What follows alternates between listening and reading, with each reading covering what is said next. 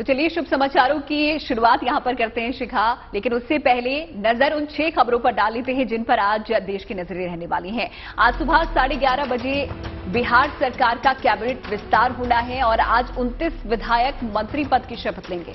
बताया जा रहा है कि जेडीयू के खाते से 11 और आरजेडी के खाते से 15 विधायकों को इस दौरान मौका मिलेगा। साथ ही आज नजरें ओडिशा पर भी हमारी रहेगी, जहां आज आसमान से आफत बरस सकती है। इस समय बंगाल की खाड़ी के ऊपर निम्न दबाव का क्षेत्र बना हुआ है और इसी वजह से ओडिशा के 4 जिलों के लिए भारी बारिश का अनुमान है। हालात के मद्देनजर एनडीआरएफ की टीम को हाई अलर्ट पर रखा गया है। साथ ही खबर अमेरिका से भी, जहां ट्रंप पर एफबीआई का शिकंजा कसने के बाद वहां सियासी बयानबाजियां तेज हो गई हैं। ट्रंप ने अब एफबीआई पर एक और बड़ा आरोप मढ़ा है। उन्होंने कहा कि छापे के दौरान एफबीआई ने उनके 3 पासपोर्ट चोरी कर लिए और उन्हें जानबूझकर परेशान किया जा रहा है। दुनिया की बड़ी सुर्खियों की अगर बात करें तो ताइवान को लेकर चीन और अमेरिका के बीच टेंशन लगातार बढ़ रही है। चीन पहले ही लड़ाकू जहाज ताइवान की वायु सीमा में उड़ाकर सख्त संदेश दे चुका है और खबर यह है कि चीन ने अमेरिका के सुपर कैरियर नेवल फ्लीट पर भी धावा बोलने की तैयारी कर ली है और अपनी सबसे घातक पनडुब्बी समंदर में उतार दी है। हालांकि इसे लेकर किसी भी तरह की आधिकारिक पुष्टि अभी तक नहीं की गई। साथ ही यूक्रेन पर रूस के बीच तनाव को लेकर अभी भी दुनिया टेंशन में है। यूक्रेन के पूर्वी इलाकों पर रूसी हमले की खबरें भी लगातार आ रही है। इस हमले में यूक्रेन ने अपने 3 नागरिकों की जान जाने की बात कही है।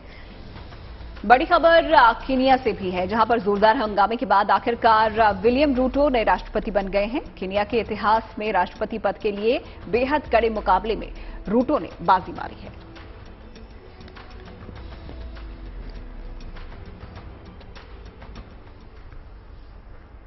तो चलिए सबसे पहले बात बिहार की अब करते हैं, जहां नीतीश की नई सरकार का कैबिनेट विस्तार आज होना है। शपथ ग्रहण समारोह सुबह 11:30 बजे से होना है। ऐसे में नए मंत्रियों के नामों पर कयास लगातार लगाए जा रहे हैं। बताया जा रहा है कि आज कुल 29 विधायक मंत्री पद की शपथ लेंगे, जिसमें जेडीयू के खाते में से 11, आरजेडी के खाते में से 15 विधायकों को मौका मिल सकता है। वहीं कांग्रेस की तरफ से अफाक आलम और मुरारी गौतम नीतीश कैबिनेट में मंत्री बन सकते हैं। जी हां, कई नए चेहरों को भी मौका मिलने की बात अब सामने आ रही है।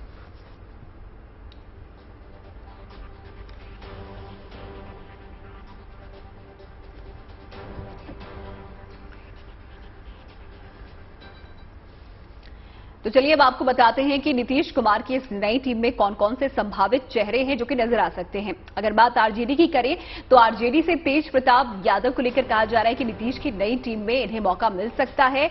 सुरेंद्र यादव, चंद्रशेखर को भी मौका इस दौरान दिया जा सकता है। इसके अलावा राष्ट्रीय जनता दल की ओर से शशि भूषण सिंह, कार्तिक सिंह और कुमार सरबजीत भी नए मंत्री के तौर पर आज शपथ ले सकते हैं।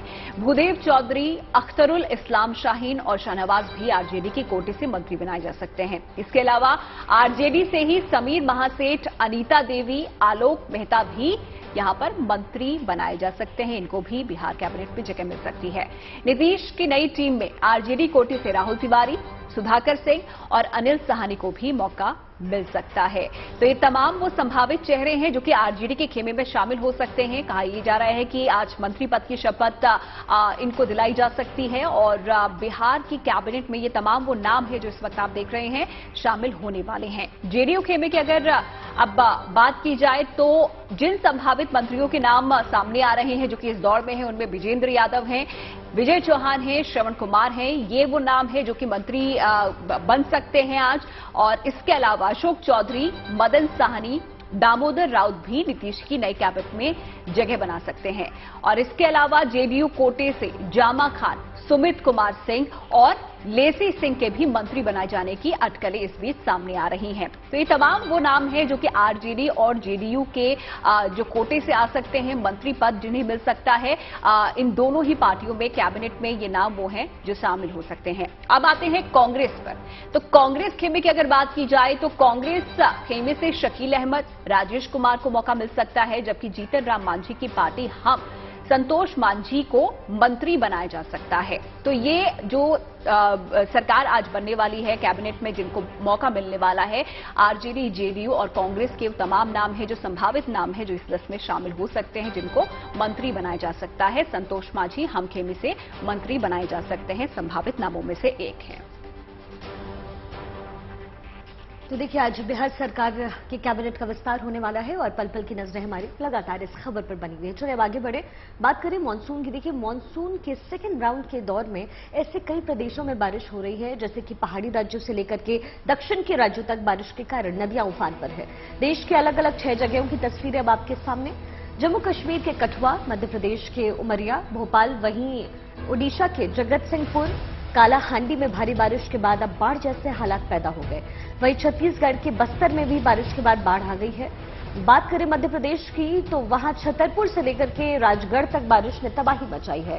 हिमाचल प्रदेश, जम्मू कश्मीर, ओडिशा समेत कई राज्यों में भारी बारिश और बाढ़ लोगों के लिए आफत बनकर खड़ी हो गई है। वहीं दिल्ली एनसीआर की अगर बात करें, तो दिल्ली एनसीआर में आज दिन भर बादल छाए रहेंगे। इस दौरान मौसम विभाग द्वारा तेज हवाओं के साथ हल्की बारिश की भी संभावना जताई गई है।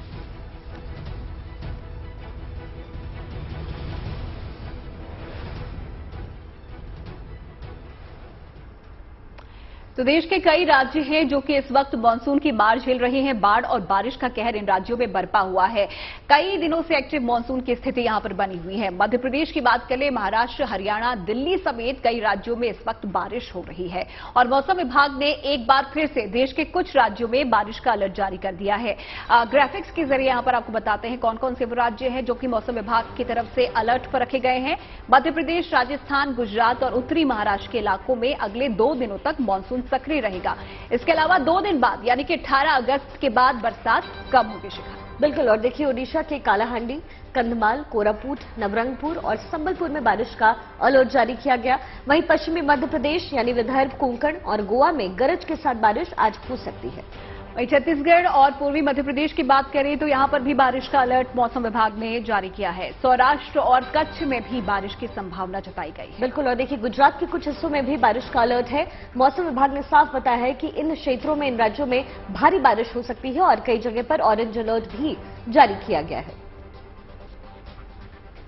तो मध्य प्रदेश की राजधानी भोपाल की अगर बात की जाए, सबसे पहले तो यहां पर रात भर बारिश हुई और बारिश और मौसम विभाग के अलर्ट को देखते हुए बच्चों के स्कूलों को बंद कर दिया गया है। इसी पर ज्यादा जानकारी दे रहे हैं हमारे संवाददाता रवीश पाल से। मध्य प्रदेश की राजधानी भोपाल में रात भर से जारी बारिश के बाद स्कूलों में छुट्टी घोषित कर दी गई है। तेज बारिश और उसको देखते हुए जो अलर्ट जारी किया है मौसम विभाग ने, उसको देखते हुए भोपाल कलेक्टर अविनाश लवानिया ने सभी शासकीय और निजी स्कूलों में छुट्टी का ऐलान कर दिया है। इस वक्त अगर आप देखें तो बाणगंगा इलाके में हम मौजूद हैं। बारिश के बाद सड़कों पर पानी भरना शुरू हो गया है।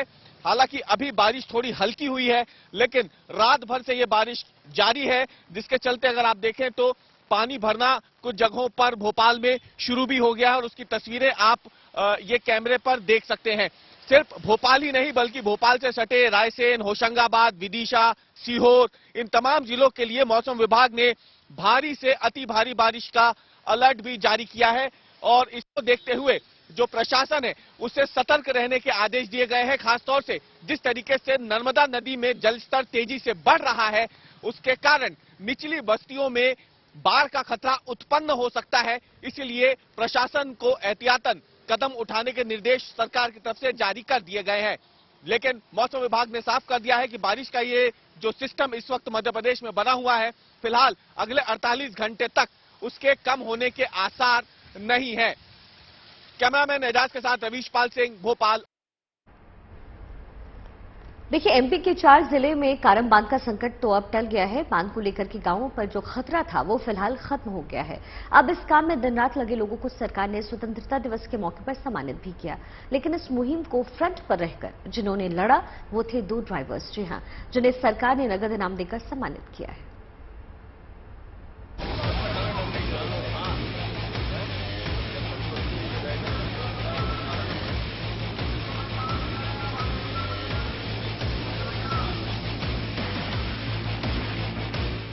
संतोष और सुनील पेशे से ड्राइवर हैं, लेकिन आज मध्य प्रदेश के हीरो बन चुके हैं। अपने असाधारण साहस और सब्र के बल पर उन्होंने कुदरत की चुनौती को न केवल कबूल किया बल्कि उसे अपना रुख बदलने पर मजबूर कर दिया। अपने अथक परिश्रम से उन्होंने न केवल जलधारा को मोड़ दिया बल्कि हजारों लोगों की जिंदगी पर आए खतरे को भी टाल दिया। एमपी के धार जिले में बनने वाला कारम बांध टूटा तो आसपास के इलाकों में जल संकट मंडराने लगा। 16 गांवों के हजारों की आबादी पर पानी का कहर टूटने का खतरा था, लेकिन इन दोनों पोकलेन ड्राइवर ने बिना रुके, बिना थके रात दिन पोकलेन चलाकर पानी के लिए रास्ता बनाया और उसकी रफ्तार को काबू में करते हुए दूसरी तरफ मोड़ दिया। यही वजह है कि मध्य प्रदेश सरकार की तरफ से दोनों को इनाम देने की घोषणा की गई है। इन दोनों ड्राइवर सुनील और संतोष को 2-2 लाख रुपए देने का ऐलान मुख्यमंत्री शिवराज सिंह चौहान ने किया है। प्रशासन और सरकार की तरफ से यूं तो गांवों को खाली करा लिया गया था, लेकिन फिर डैम टूटने से भारी मुसीबत आनी तय थी। ऐसे में संतोष और सुनील को जब इस काम के लिए चुना गया तो दोनों ड्राइवर सुनील और संतोष के लिए ये आसान नहीं था, लेकिन उन्होंने ये कैसे किया ये बेहतर होगा आप ड्राइवर सुनील बघेल से ही सुनिए। उसमें देखो पानी का झरना चल रहा था, अपने को पता था कि उसको धंसने का डर भी है, जिम्मेदारी भी है, पर कोशिश जारी रखी कि हमने कम से कम आराम से दिक्कत नहीं हो उस हिसाब से साइड से जगह बनाई, नाली बनाई। पहले नाली के जरिए पानी बढ़ाया, उसके जरिए तो ब्रेकर चला के साइड से थोड़ा थोड़ा करके पानी उसको बढ़ाया हमने। और फिर करीबन अपने को पानी शाम के टाइम ही बढ़ा है, करीबन ये 4 से 5 के बीच में ही अपने चालू हुआ था, करीबन 7 बजे बहुत ज्यादा तेज हो गया था। तो जिम्मेदारी से पोकलेन उनको धीरे धीरे बाहर निकाला। पानी और मिट्टी से बने दलदल में पोकलेन चलाना चुनौती से कम नहीं। पानी की धार तेज आने की सूरत में उसकी चपेट में खुद के आने का भी जोखिम रहा। सुनील से कम उम्र संतोष की है, बावजूद इसके संतोष ने हिम्मत नहीं हारी। तब भी जब घर वालों से बात होने पर जज्बाती हो जाते और डर लगने लगता, दोनों को बस एक ही धुन थी कि इस पानी से कई जान माल को बचाना था। सर गांव को बचाना हमारा फर्ज था सर, और पानी निकालना जरूरी था सर जी। डर भी लग रहा था, घर से फोन भी आ रहा था, फिर भी कोशिश करके हमने मशीन चलाया सर। 28 घंटे चल गए सर, इधर मशीन चली सर, फिर भी हमने काम किया इधर। इस कामयाबी से सरकार भी गदगद नजर आई। खुद मुख्यमंत्री शिवराज सिंह चौहान ने 15 अगस्त से पहले ट्वीट कर ऐलान किया और गांव के लोगों से घरों को लौटने की अपील की। अपने ट्वीट में मुख्यमंत्री शिवराज सिंह चौहान ने कहा, धार के निर्माणाधीन कारम बांध के कारण उत्पन्न हुआ अप्रत्याशित संकट टल गया है। माननीय प्रधानमंत्री श्री नरेंद्र मोदी जी और गृह मंत्री अमित शाह जी का लगातार मार्गदर्शन मिलता रहा। पानी की निकासी के कार्य में लगी पूरी टीम और खरगोन और धार के 18 गांवों की जनता को हृदय से बधाई। मार्गदर्शन करने के लिए फिर प्रधानमंत्री जी का हृदय से आभार प्रकट करता हूं। संपूर्ण सहायता दिलाने के लिए भी प्रधानमंत्री जी का, गृह मंत्री जी का, जल शक्ति, केंद्रीय जल शक्ति मंत्री गजेंद्र सिंह जी का, सभी का धन्यवाद करता हूं। आपदा प्रबंधन का उत्तम उदाहरण है कारम बांध के लीकेज से उपजी हुई परिस्थितियों से निपटना, और इसके लिए मैं एक बार फिर पूरी टीम को हृदय से बधाई देता हूं। धार में जल धारा के टले इस संकट के बाद आजादी का जश्न भी धूमधाम से मनाया गया, जिसमें शिरकत करने प्रभारी मंत्री प्रभु राम चौधरी पहुंचे, जिन्होंने इस मौके पर इस मिशन में जुटे हेल्पर्स और ड्राइवर्स को सम्मानित किया। Bureau report, good news today. और अब उस वीर सपूत की कहानी जो कि सरहद की सुरक्षा करते हुए आज से 38 साल पहले बर्फीले तूफान की चपेट में आ गया था। अब 38 साल बाद भारतीय सेना की पेट्रोलिंग टीम को अमर बलिदानी लांसनायक चंद्रशेखर हरबोला के कुछ सामान मिले हैं, जिनसे उनकी पहचान हो सकी है। 29 मई 1984 को चंद्रशेखर बर्फीले तूफान में फंस गए थे। वो तो टूट ही गई थी। 8-10 साल तक तो लगता था शायद आ जाएंगे, उसके बाद से फिर कोई वो नहीं। अब तो 38 साल हो चुके। 64 साल की हो चुकी शांति देवी ने 38 साल से अपने पति की शहादत को संजो कर रखा था। तब भी जब उन्हें अपने पति को सम्मान के साथ अंतिम विदाई देने का मौका न मिला, वक्त के क्रूर हाथों पति का जब साथ छूटा तो शांति देवी की उम्र महज 26 बरस की रही। अब आजादी के जश्न के ठीक पहले उन्हें अपनी जिंदगी की वो खबर मिली जिसके सुनने का इंतजार भी शायद खत्म हो चुका था। सियाचिन में सरहद की हिफाजत में लगे चंद्रशेखर हरबोला एवलांच में अचानक गुम हो गए। चंद्रशेखर 19 कुमाऊं रेजिमेंट में लॉन्स नायक के पद पर तैनात थे। पहले उनकी पोस्टिंग हल्द्वानी में रही, फिर सियाचिन के लिए तबादला हो गया, जहां 29 मई 1984 को ड्यूटी के दौरान बर्फीले तूफान की चपेट में आ गए। इस दौरान चंद्रशेखर के साथ 18 लोग और भी थे। इनमें से 14 लोगों को सेना ने तलाश लिया, 5 लोगों का फिर भी कोई पता नहीं चल सका। चंद्रशेखर इन्हीं 5 लोगों में से एक रहे पूरे 8 बरस तक, लेकिन न चंद्रशेखर लौटे न ही उनसे जुड़ी कोई खबर। परिवार तो परिवार, सेना भी मान चुकी थी कि चंद्रशेखर अब शायद ही लौट पाए। लिहाजा परिवार ने पहाड़ी रीति रिवाज से उनका अंतिम संस्कार कर दिया। फोन आया था, एक कोड से आया था, फिर मुझे यूनिट से आया था 19 को मार्च। 8-10 साल तक तो लगता था शायद आ जाएंगे, उसके बाद से फिर कोई वो नहीं। अब तो 38 साल हो चुके। पर जैसा कि सच है और तुलसीदास ने भी कहा है, लाभ हानि जीवन मरण, यश अपयश विधि हार। 38 साल बाद उसी सियाचिन में जब सेना अपने गुमशुदा जवानों की तलाश में गश्त पर निकली तो आखिरकार एक बंकर से चंद्रशेखर हरबोला का शव मिला, जिनकी पहचान बैच नंबर से हुई और परिवार को सूचना दी गई। जो बच्चियां तब छोटी थी, लेकिन अब बेटियों की शादी हो चुकी है। बड़ी बेटी को भी पिता की कोई खास याद नहीं। छोटी वाली बहन 1.5 साल की थी, तो हमको तो कुछ याद भी नहीं है पापा की। मैं तो टूट चुकी थी हमारी। पर अब कहीं पे सही लग रहा है कि हम अपने हाथों से उनको कर पाएंगे, पर दुख भी हो रहा है। परिवार के लिए चंद्रशेखर न तब थे न आज हैं, बस अब रह गया है वो इत्मीनान जिसमें उनको आखिरी विदाई राजकीय सम्मान से नसीब हुई, जो हर शहादत पर परिवार के लिए एक फख्र का लम्हा होता है। आज जब ये पता चला तो फिर वहीं हम लोगों को जो है बॉडी मिलने की जब सूचना मिली तो हम लोग उसमें एक प्रकार से संतोष बहुत है हम लोगों के अंदर कि हमें जो है फौज में इतना अनुशासन है जिसकी वजह से हम लोगों को ये बॉडी उनकी प्राप्त हो रही है, तो हम लोग इससे काफी संतुष्ट हैं। आशंका के बादल छट चुके हैं। भले ही गम ने दोबारा परिवार को घेर लिया हो, लेकिन अब परिवार को गर्व है देश की हिफाजत के लिए लॉन्स नायक चंद्रशेखर के सर्वोच्च बलिदान पर। हल्द्वानी से राहुल सिंह दरमवाल के साथ bureau report, good news today.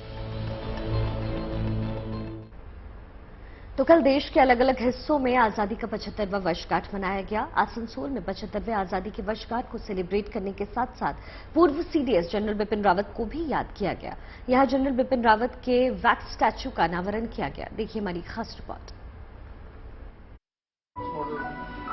उन्होंने समर्पित किया।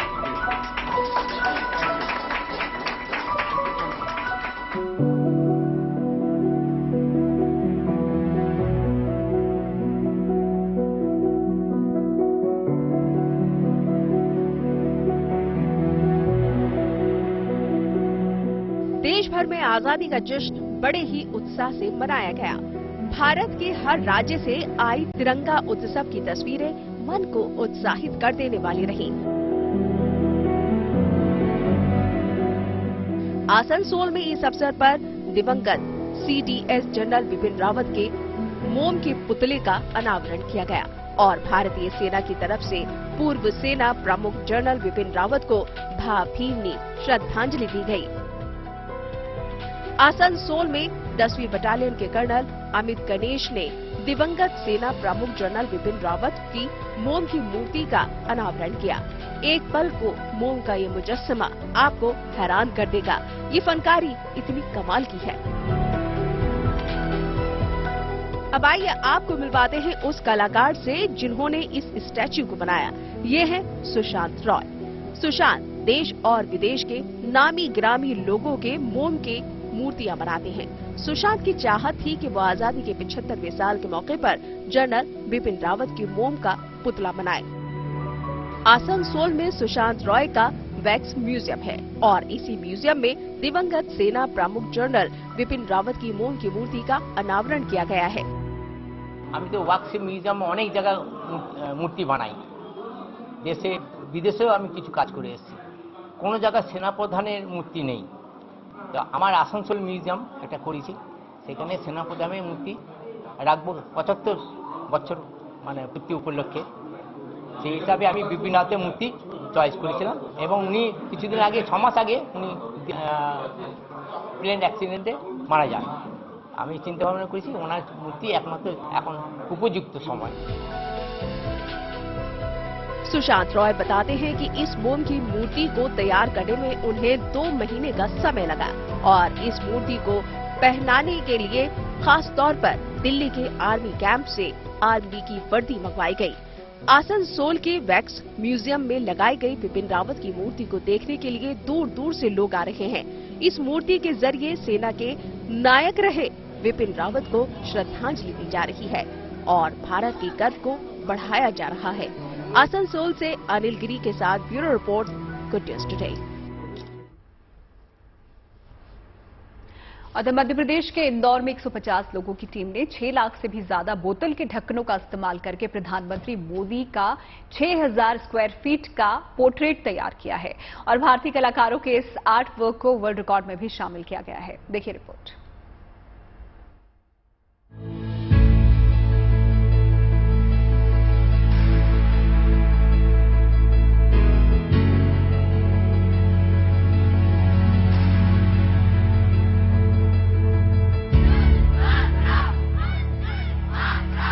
इंदौर में आजादी के 75वें वर्षगांठ की ये ऐसी तस्वीर है जिसने विश्व कीर्तिमान स्थापित कर दिया है। भारत के नक्शे के बीचों बीच पीएम नरेंद्र मोदी का पोर्ट्रेट देख शायद आप यकीन नहीं करेंगे। इस पूरे आर्ट वर्क को बोतल के ढक्कनों से तैयार किया गया है और वो भी 6000 स्क्वायर फीट में। इस पोर्ट्रेट को तैयार करने में 6 लाख से ज्यादा बोतलों के ढक्कनों का इस्तेमाल किया गया है और यही वो खास बात है जिसकी वजह से इस कलाकृति को world book of record London के भारतीय एडिशन में स्थान दिया गया है। 6000 स्क्वायर फीट में बनाई गई इस खूबसूरत कलाकृति को कलकत्ता के रहने वाले आकाश राय ने देश के अलग अलग राज्यों से आए करीब 150 से अधिक कलाकारों के साथ मिलकर 3 दिन और 2 रातों में पूरा किया।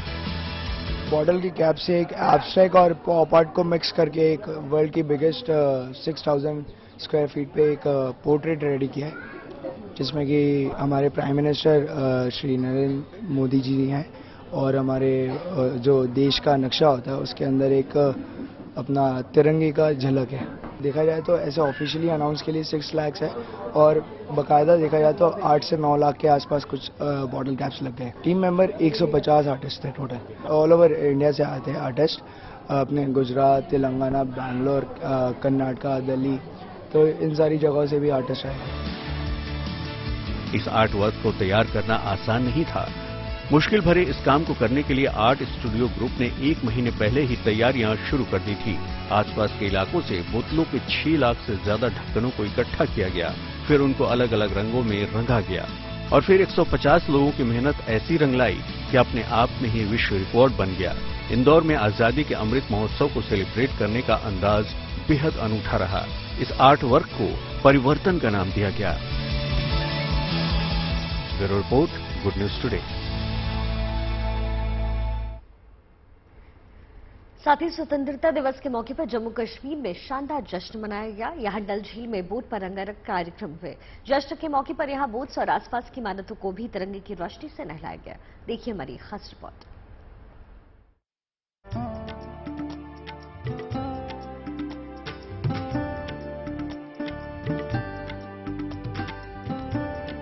इसी खूबसूरती की वजह से कहा गया है, गर फिरदौस बर रुए जमी अस्त, हमी अस्तो हमी अस्तो हमी अस्त। भाषा भले ही कश्मीरी है, लेकिन भावनाएं हिंदुस्तानी, इससे इनकार नहीं किया जा सकता। आजादी की 75वीं सालगिरह पर श्रीनगर में डल झील का ये श्रृंगार इसकी खूबसूरती में चार चांद लगा देता है, जिसमें तिरंगे के रंग घुले हैं। देश की आजादी के जश्न को लेकर डल झील पर खास तैयारियां की गई। इस दौरान झील के इर्द गिर्द इमारतों और होटल्स को खास तौर पर सजाया गया। इन सभी को तिरंगे की रोशनी से नहलाया गया। इसी के साथ झील में सैलानियों को सफर कराने वाली बोट भी सजाई गईं और इन्हें भी तिरंगे रंग में डुबा दिखाया गया। आजादी के जश्न को मनाने के लिए जम्मू कश्मीर के गवर्नर लेफ्टिनेंट मनोज सिन्हा खास तौर पर यहां पहुंचे, जहां उन्होंने रात के अंधेरे में लाइट शो देखा। इस मौके पर यहां बोट पर तिरंगे के साथ कश्मीरी लोक नृत्य का आयोजन भी किया गया।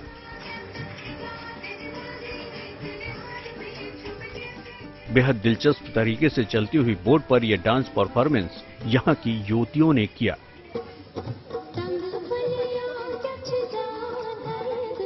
आज इस प्यारी सी डल झील को और ज्यादा खूबसूरत बनाया गया। इसके साथ ही कई और सांस्कृतिक कार्यक्रम भी इसी अंदाज में डल झील के किनारे बोट पर पेश किए गए।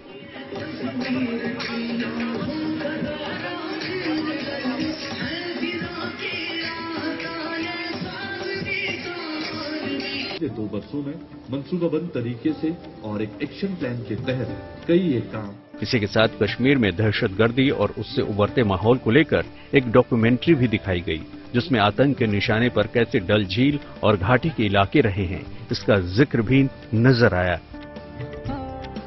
इस कार्यक्रम के लिए डल झील की खास तौर पर सफाई की गई। इन मशीनों को भी आजादी से जुड़े इन कार्यक्रम में पेश किया गया। इसमें हम शोकेस वो भी कर रहे हैं कि इस साल हमने जो इक़दाम उठाए हैं, जिसमें खासतौर पे मशीन्स और इसके अलावा लेबर भी इन्वॉल्व किया गया है। मशीन्स भी तकरीबन हमारे 30 मशीनें चल रही हैं डल में, और उसको भी शोकेस किया गया है। कुछ हमने मॉडल के तौर पे यहाँ पे उनको सजाया हुआ है, जो हम दिखाना चाहते हैं कि ये मशीन्स हमारे लिए, हमारे डल के लिए कितने ज़रूरी हैं। इसे साफ़ सुथरा भी रहेगा और जाज़िब नज़र बनाने के लिए बहुत सारे और ब्यूटिफिकेशन प्रोग्राम्स भी बतदरीज और पैरेलली चलेंगे। इसी के साथ शेर कश्मीर इंटरनेशनल कॉन्फ्रेंस सेंटर की तरफ से आयोजित किए गए समारोह में भी लेफ्टिनेंट गवर्नर मनोज सिन्हा ने शिरकत की, जहां एक बड़ा झंडा फहराया गया। अनुच्छेद 370 हटने के बाद जम्मू कश्मीर तेजी से बदल रहा है और इसी बदलाव को पुख्ता करती हैं ये तस्वीरें, जिसमें वतन से मोहब्बत की मिसालें वक्त के कैनवास पर उकेरी जा रही हैं। Bureau report, good news today.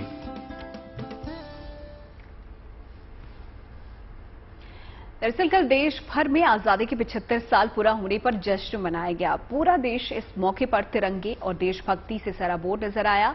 तो वहीं विदेशों में रह रहे भारतीयों ने भी स्वतंत्रता दिवस के इस मौके पर विदेशी सरजमी पर तिरंगा लहराया। न्यूयॉर्क, वॉशिंगटन और श्रीलंका के कोलंबो की तस्वीरें आपकी टेलीविजन स्क्रीन पर है। न्यूयॉर्क में ऐतिहासिक वर्ल्ड ट्रेड सेंटर की इमारत तिरंगे की रोशनी में चमकती नजर आई। तो वहीं वॉशिंगटन में भारतीय समुदाय के लोगों ने कार्यक्रम का आयोजन किया और तिरंगा फहराकर जश्न मनाया। वहीं श्रीलंका में भारतीय दूतावास पर स्वतंत्रता दिवस कार्यक्रम का आयोजन किया गया। इतना ही नहीं, भारत के स्वतंत्रता दिवस के मौके पर विदेशी नेताओं ने भी भारतवासियों को स्वतंत्रता दिवस की शुभकामनाएं दी।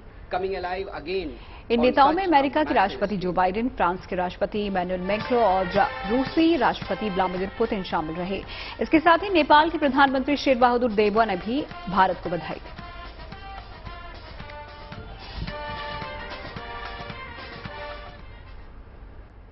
चलिए अब आपको शतरंज की वो बिसात दिखाते हैं जो पानी के भीतर सजी है और पानी में डूब डूब कर खिलाड़ियों ने अपनी अपनी चालें चली है। शतरंज को बढ़ावा देने के लिए लंदन में ये अंडर वाटर चेस खेला गया। आप भी देखिए कैसे पानी के भीतर चला शह और मात का खेल।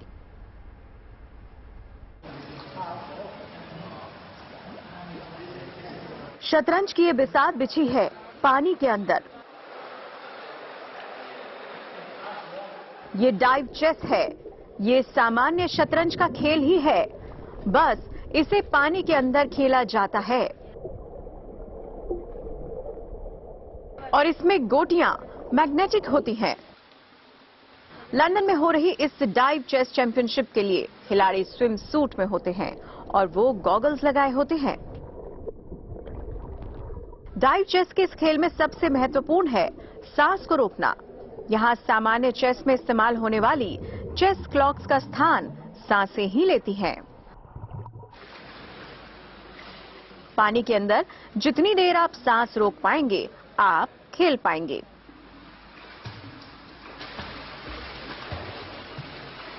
अपनी चाल चलने के लिए यहां हर खिलाड़ी को सांस रोकनी होती है। चाल चलकर जब एक खिलाड़ी ऊपर आ जाता है तो दूसरे खिलाड़ी की बारी होती है, उसे चाल चलनी होती है। शतरंज को बढ़ावा देने के लिए अब अंडर वाटर चेस भी शुरू हो गया है।